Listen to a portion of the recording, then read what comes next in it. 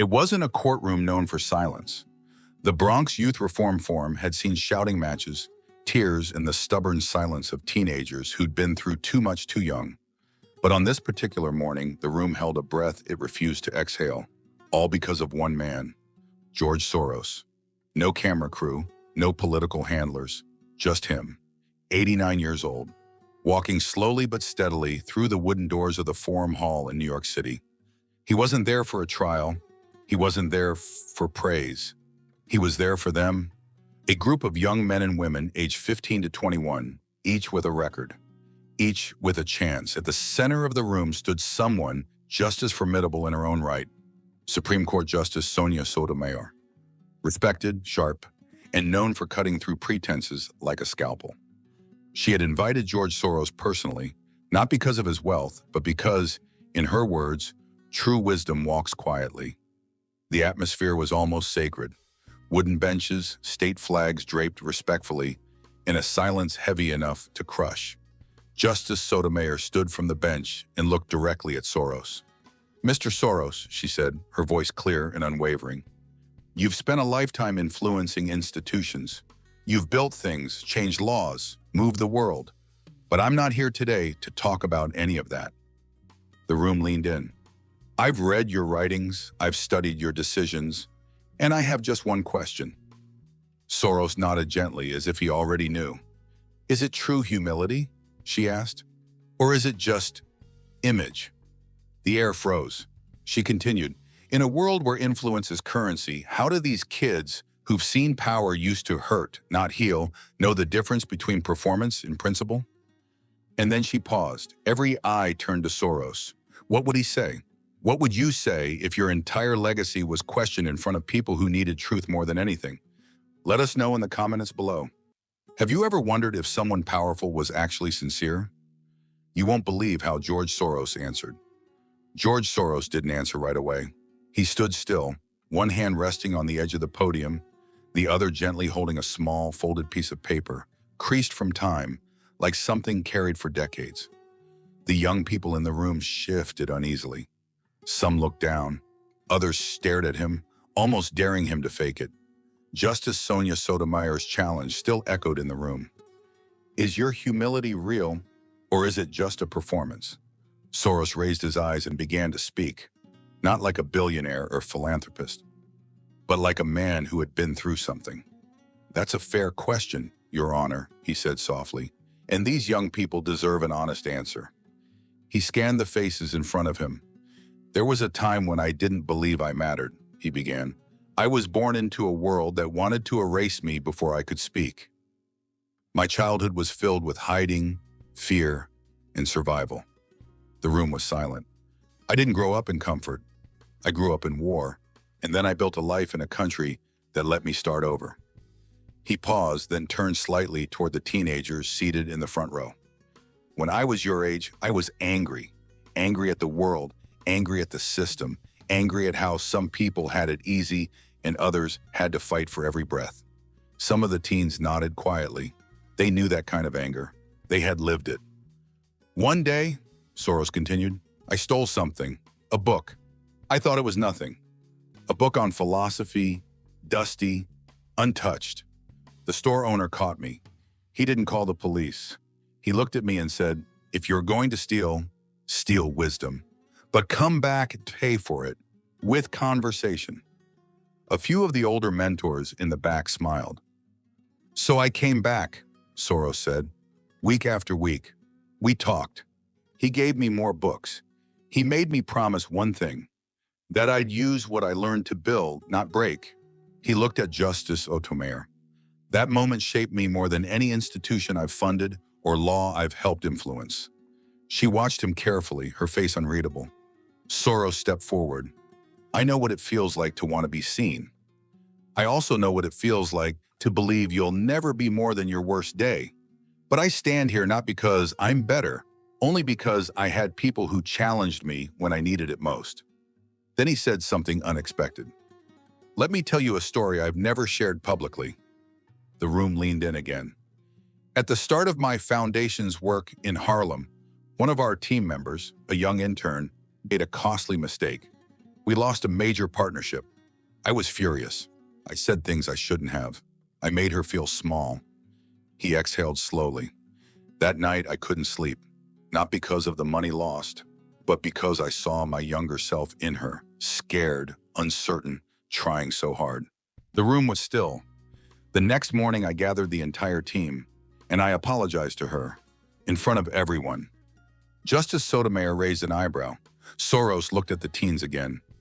Being humble isn't about what you say when people are watching. It's about what you do when no one is. One of the girls in the second row raised her hand timidly. Justice Sotomayor looked at her, then gave a small nod. "Mr. Soros," the girl asked, "why do you care so much? You're rich, you're powerful, you don't need to be here." A murmur ran through the room. George Soros smiled gently. "Because I remember what it felt like when no one believed I'd ever be more than a number in a file." Then he added, almost in a whisper, "And because if someone hadn't believed in me back then, I might have become the very thing I now fight against." The room had shifted. What started as a confrontation now felt like something more, something personal.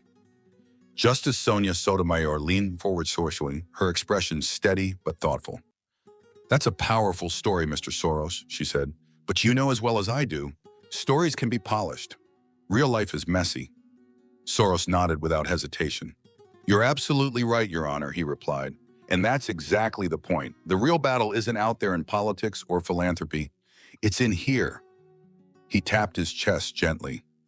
Pride, ego, the hunger to always be right, to be seen, to be praised. He turned back to the young people. "I want to share another moment, a harder one to pause."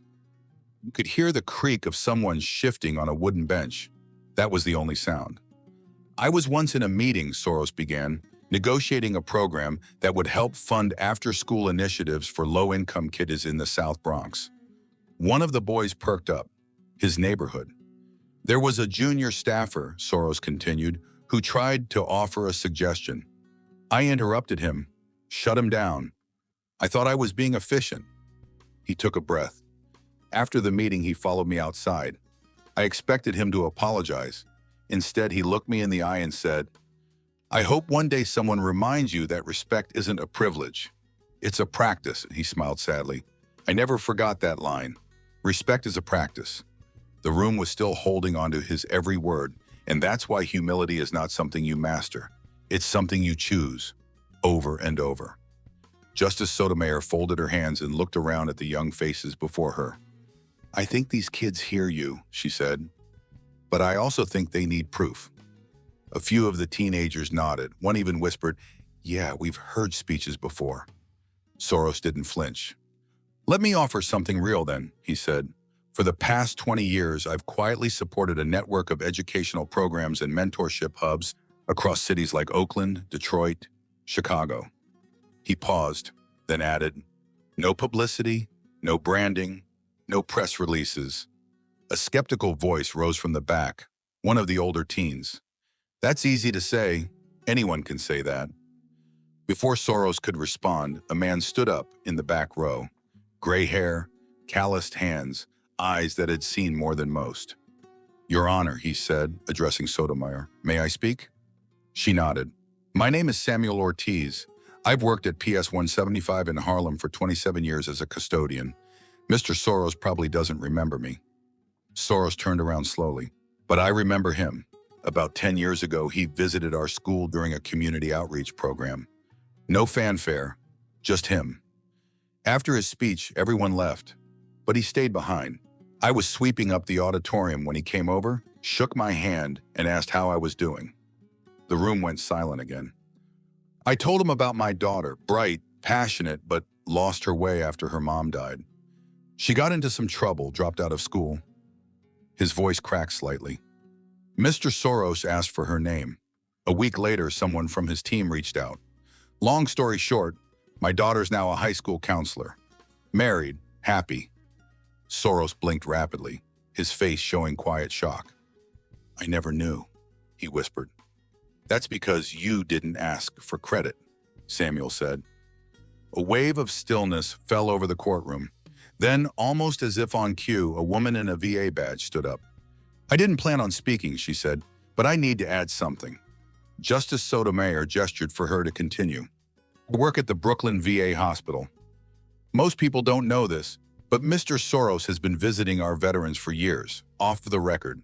No media, no announcements, just sitting, listening, paying for treatments, sending books. One of the young men in the front row leaned toward another and whispered, "He really does that?"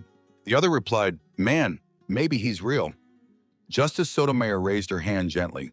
"Let's keep going, but I'll say this now. If you came here to impress me, Mr. Soros, you've failed." A beat. "You didn't impress me," she said. "You moved me."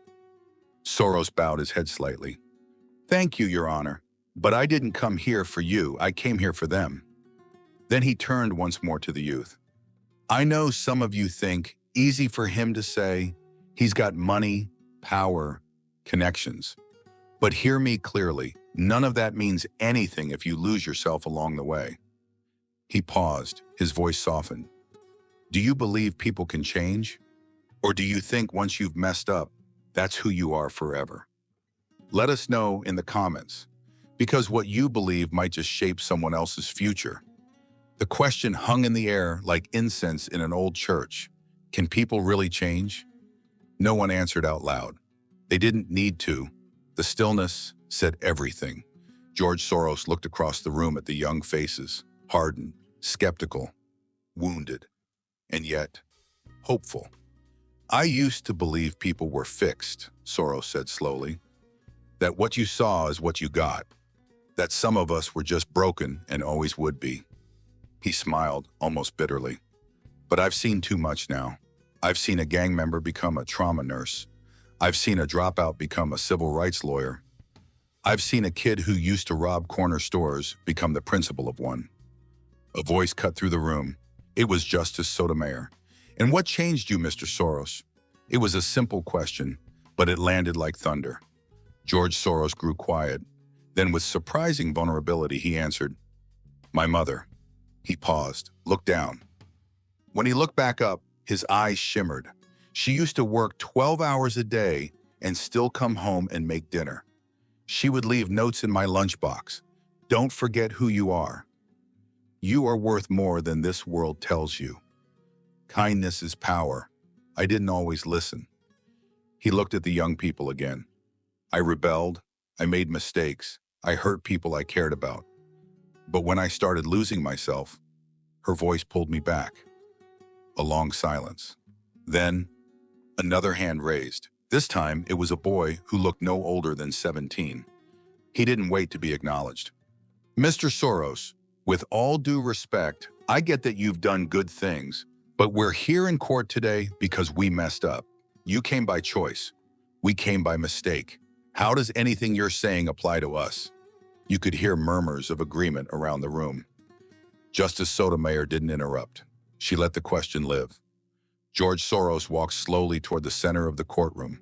Not the bench, not the podium. Right between the rows of youth.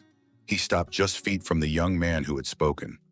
"I'm going to tell you something," he said, "and I need you to hear it, not with your ears, but with your gut." The boy nodded, guarded but open. "You're not here by mistake. You're here because the world sees in you a moment that matters. A crossroads. And whether you admit it or not, so do you." A murmur swept through the seats. He continued, "You know the most dangerous lie this world will ever tell you? That your mistakes define you." Soros looked around the room slowly. "I've made them too. Big ones, public ones, ones that cost people. And for years I carried the shame like a backpack full of bricks. But then I realized something." He held up the folded paper again, the one from earlier. "This has been in my wallet since 1961. A list of principles my mother gave me when I first came to America." He began to read. 1. Motivational. Never treat someone as less than human. 2. Never let pride stop you from saying, "I was wrong." 3. If you have more than you need, build a longer table, not a higher fence. He lowered the paper. And number 4, the moment you think you're better than someone else, go sweep the street. A few of the teens chuckled. Soros smiled too. "She meant it literally. I did it once, and I was 40. Then a new voice rose, calm, clear, elderly. "Your Honor, may I speak?" It was a woman in her 70s sitting in the back row, dressed plainly but with dignity in her posture. Justice Sotomayor gave a small nod. "I'm Martha Jefferson. I run a food pantry in East Baltimore. Mr. Soros donated once, quietly, no announcement.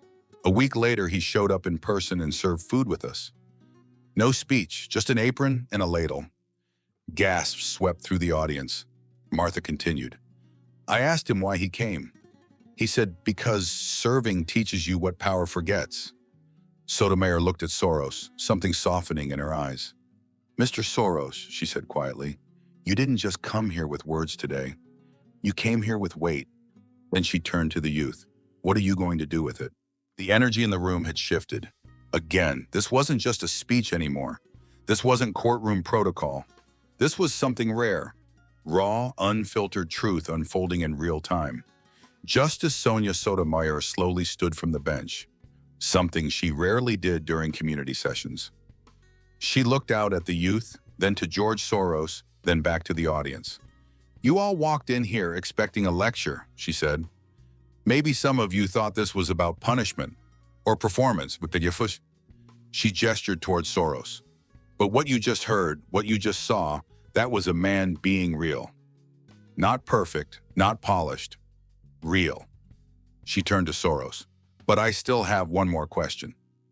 He nodded, almost as if he was expecting it. "If you could leave one message, just one, with every young person in this room before they walk out of here today, what would it be?" The room was completely silent. Soros closed his eyes for a second, breathed in, opened them again, then walked back toward the center, near the front row of seats where the teens were. "My message?" he repeated. He looked them each in the eyes, one by one. "My message is this: your life is not defined by what happens to you. It's defined by how you respond." He let the words sink in. "You are going to fall. That's not a maybe, that's a guarantee. Life will hit you so hard that your breath will leave your chest." Some heads slowly nodded. "But the question is, when it does, do you get up or do you stay down and let the world decide who you are?" He paused. "When I was a teenager, I failed an entrance exam. I thought it was over. But someone told me, 'You failed a test. You're not a failure.' I didn't understand that at the time." He walked over to the bench and placed the folded note, the one from his mother, on the edge. "I carry this because I need reminders too, because I forget and I fail. But I also choose to get back up." Justice Sotomayor nodded slightly, her eyes reflecting something personal. She knew the weight of that message. Then, one of the older teens in the back stood up without being called on. A tall boy with nervous hands and a tight jaw. "Can I say something?" he asked. Justice Sotomayor looked at him, then gave him permission. The boy looked at George Soros. "I always thought people like you were fake, that rich folks only showed up when there were cameras, that people like me were just paper opportunities." Soros didn't respond, he just listened. "But today, I don't know, maybe I was wrong." The boy looked down, his voice cracking just slightly. "Because what you said, it felt like someone finally saw us. Not who we were on paper, but who we could be." And then quietly, almost embarrassed, he added, "So thank you." You could have heard a pin drop. George Soros nodded, deeply, then looked at Justice Sotomayor. "There's more I want to say," he said, "but not from here. May I speak to them again?" From their level. Justice Sotomayor stepped aside without a word. Soros walked forward, no podium, no height advantage, just an old man among youth, speaking eye to eye. "I'm not here because I have answers," he said softly. "I'm here because I've failed, and I've learned. And I want to make sure you understand this before you leave." He reached into his jacket and pulled out something small, a faded photograph. It was of him, young, barely 17, eyes defiant, jaw clenched. "This was me, right before I left Hungary, right before I saw my world fall apart." He held it out. If that boy knew what this moment would be, wouldn't he have believed it? He didn't think he'd make it past 20. He looked around. "Some of you don't think you will either. But I'm standing here, living proof that your story isn't over. In fact, it's barely begun. The photograph in George Soros's hand trembled slightly, not from weakness, but from memory. So many years had passed, yet the pain in that young man's eyes, it was still familiar. He slowly placed the photo down on a nearby table. "I carry this not to remember what I escaped," he said, "but to remember who I never want to become." The room was so quiet you could hear the gentle whir of the courthouse air vents. Then Soros looked up again, this time not just at the teenagers, but at everyone. The court officers, the social workers, even Justice Sotomayor. "I've had power, influence, access, but I've also had moments when I lost my way," he said. "When you start believing you're the story and not just a part of something greater, that's when the soul begins to rot."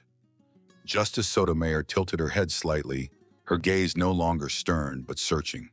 "And there was one moment," Soros continued, "that almost broke me." A hush spread. He looked down for a beat, then raised his eyes again. 15 years ago, a young man on my staff made a serious mistake. He leaked sensitive documents to the press, thinking it would expose injustice. But he didn't understand the full context. It caused chaos. I was furious." Soros took a long breath. "I called him into my office, and I humiliated him in front of others. I told him he had no future in this field, that he'd never work again." Some of the young people grimaced. They knew that sting. "That night," Soros said, his voice cracking, "his sister emailed me. She said he was hospitalized after the incident, that he'd tried to take his own life." No one moved. "I broke something that day," Soros whispered, "and I vowed I would spend the rest of my life repairing it. Not just for him, but for anyone I ever made feel like they didn't matter." Justice Sotomayor took a step forward, voice quiet. "And did you?" she asked. "Repair it?" Soros looked down. "I reached out. I apologized. I offered support. But some things, they don't heal neatly. We still speak. He's okay now. But that scar remains, on him and on me." Then something unexpected happened. A woman stood up from the back. Her voice was strong yet gentle. "Your Honor," she said, "I think I can speak to what Mr. Soros just shared." Justice Sotomayor gave a nod. "My name is Alondra. That young man, he's my brother." Gasps rippled through the room. "Everything he just told you is true," Alondra said. "My brother was broken after that day. But what Mr. Soros didn't tell you is that for the next 10 years, he sent my brother birthday cards, checked on him, funded his education when no one else would." Her voice wavered. "People make mistakes, even powerful people. But not many spend a decade trying to make it right." A tear rolled down Soros's cheek. He didn't wipe it away. Justice Sotomayor placed a hand over her mouth, then lowered it slowly. Her voice was soft now. "Mr. Soros, I believe you just showed these young people something rare. Accountability without ego." Then one of the teenagers, quiet the whole ones, finally spoke. "I never met my dad," he said. "I've been angry for a long time. At him, at the world, at myself." Everyone listened. "But you're the first grown-up I've ever seen admit he was wrong." Soros nodded slowly, his eyes wet but calm. "Then maybe," he said, "this was worth it." He turned to the group one last time. "You don't have to be flawless to be forgiven.